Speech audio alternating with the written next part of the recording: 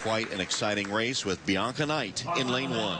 And just by virtue of getting third instead of second time in that semifinal, she got stuck in lane 1. This is one of the tightest 200-meter turns in the world. So a tough task for Bianca Knight to make an Olympic team here. Lane 2, Ariel Scott.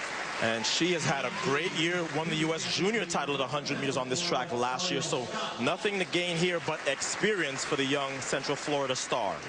In lane 3 is Kimberlyn Duncan. Tom, when she ran 22:19 at the beginning of the month, it looked like she was a sure bet for this Olympic team. But the U.S. women have been running so well, she is going to have to really perform today to make that team.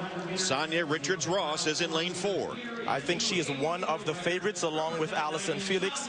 Her coach, Clyde Hart, says you can only compare what she has been doing this year to Michael Johnson in terms of how good she has looked in her workouts.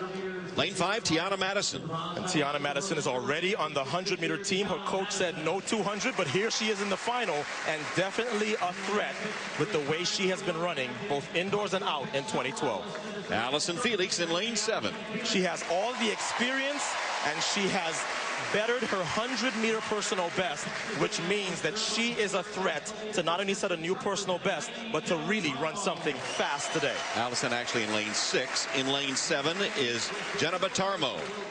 And Jenna, of course, tied with Allyson Felix in the 100 as well as the same time in the semifinal. She made the U.S. team last year, and she is a legitimate threat here to make the team again. And in lane 8 on the outside is Carmelita Jeter. And Tom, the fan in me, if I had to script this, I would want the fastest woman in the world on the outside. Well, Carmelita Jeter is the reigning world champ, and she is in lane 8. She will get on the turn, off of the turn first, which puts her into her strength, the straightaway. So lanes 4 through 8 are loaded with talent. Richards, Ross, Madison, Felix, Tarmo, and Jeter.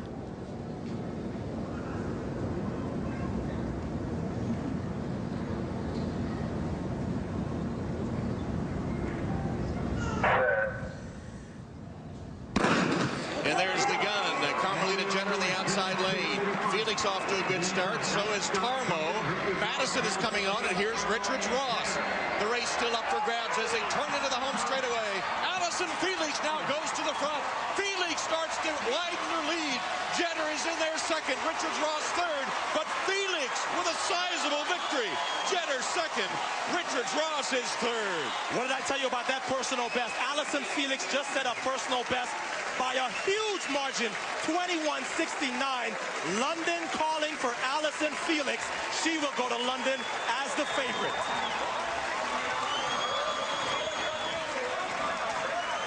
And Tom, that makes her the third fastest American ever. And we talked about the starter versus the finisher. The starter, it was no contest. Carmelita Jeter on the outside comes up for second, and Sanya Richards Ross makes her second event for this team, getting third. So Allyson Felix, desperate for that individual gold medal at the Olympics, looks good here at the trials. And there is Allyson Felix in 6. And we talked about her improving her personal best at 100. The one weak point that Allyson Felix has had in her 200-meter running is that first 50. Guess what?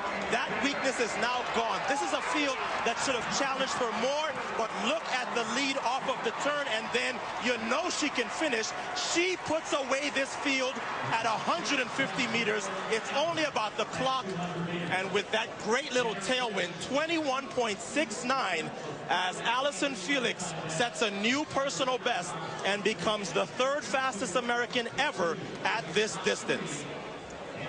So Allyson Felix with a statement for London by winning the Olympic trials in decisive fashion, 21.69. Carmelita Jeter was second, and Sanya Richards Ross finished third to make up the U.S. team. Let's go to Lewis. Well, Tom, I don't know if I've ever seen Allyson Felix look